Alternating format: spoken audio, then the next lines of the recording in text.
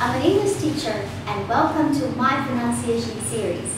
Each time we meet, we're gonna eat something, drink something, and speak English. I'll take you around Hanoi to places where we can sit down, try our lovely drinks, taste a bit of everything. And of course, I have the pronunciation talk, share pronunciation tips while enjoying all the food and drinks.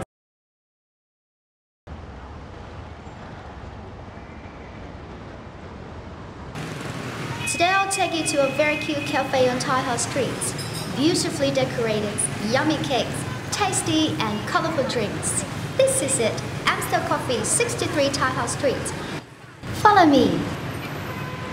This is a small but hard to forget place. Look at the walls. The first time I was here, I was deeply impressed with the walls. Let's go upstairs. Up here you can find a quiet place where you can study, read, or surf the web. There's a pretty nice view of the streets over here. I like to sit here because I love the wall behind me. Feels like I'm in Holland. I ordered matcha mint and tiramisu. It's gonna take a few minutes. Why don't we talk about pronunciation while waiting? Well, as a teacher of English, and with my experience in studying abroad and traveling, I know how important it is to understand spoken English and to pronounce English in an understandable way. Today, in my very first video clip, I'm going to show you a brief overview of English pronunciation and share my own experience. As a Vietnamese speaker of English, I can't help comparing the two languages. And to me, the differences between Vietnamese and English are similar to the differences between a man and a woman. Let me tell you now. Vietnamese is like a man in a way that is very straightforward. A man, not always, but very often, says what he means and means what he says. Similarly, Vietnamese is spelled the way it is pronounced and pronounced the way it is spelled. But for English and women, the same thing hardly ever happens. A woman almost never says what she really means. If she says, "I'm fine," that means she's not fine at all, and it's your fault. If she says, "Go away," that means please stay a little longer. Now let's get back to English. You see a similar situation. Things are not usually pronounced the way they look.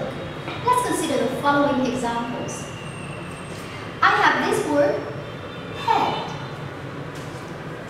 and then this word, which is heat. This one is read or red. It depends. This one is tear, or it can be tear. This word is beer. Oops, no. This word is bear. How about this? Beard. And this word is pronounced as here. But the past tense is heard. This one is hot. And finally, you have create. You see, things are not pronounced the way they look. You have EA in all the words, but each time this combination is pronounced a very different way. So, that's English pronunciation. Do remember that letters are different from sounds. 26 letters, but 44 sounds. Oh my god, and here comes my matcha mint and my tiramisu. Oh, they look so tempting. I'm gonna try them right now. Matcha mint. It looks good and it tastes good too. The flavor is so real and tasty. And tiramisu, I'm gonna have a bite with chocolate and cream. Let's see. Yeah, it tastes so delicious. It feels so soft and delicate in my mouth. Now let's get back to our story of English and Vietnamese. Another outstanding difference between the two languages is one is very easy to predict, the other one is not. In Vietnamese, there are pronunciation rules. If you know the rules, you You know exactly how to pronounce a word, even when it's a new word to you. However, it's not that easy in English. Try some. This word, it looks like quay, because when you have A and Y, you tend to think it's like A in day or say or play. But this word is actually pronounced as key. I have this one too. It looks like preface because you have pre here and face here. But no, this word should be pronounced as preface. And then, do you know this place in England? If you know this place, you should know how to pronounce it correctly too. It looks like green and which. But no, it is pronounced as Greenwich. You see, it's very, very hard to predict. So, if you want to pronounce a new word correctly, you have to check carefully and listen carefully. It'll take more time and effort, just like with a woman. You have to try harder to please her. Well, in learning pronunciation, the most important thing to do is listening.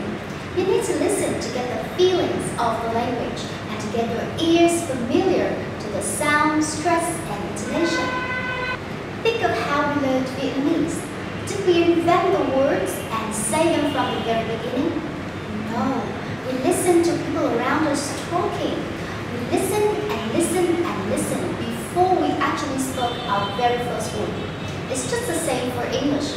You need to listen to it before you actually speak it. I myself listen a lot. I listen to English as a student and I also listen to English every day now. I listen to songs, movies, news, or cartoons. I love music and I learned a lot from songs. I actually started to love English because I love English songs. The next important thing to do if you're an adult learner of English is you need to understand the sounds of English.